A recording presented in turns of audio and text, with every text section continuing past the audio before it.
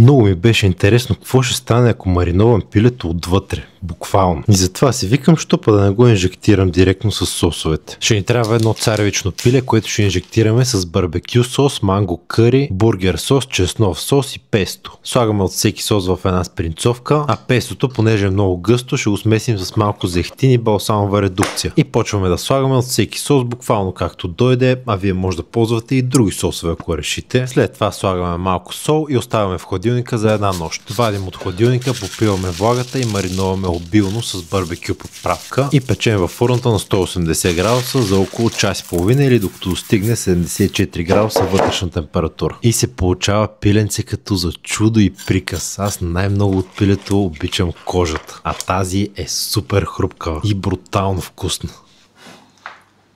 Супер крехко. Това е уникално. Ще само какво става това буче. Толкова е крехко, че ми се разпадна в ръката. KFC пасти да яде. А най-бруталните рецепти са в трите ми книги.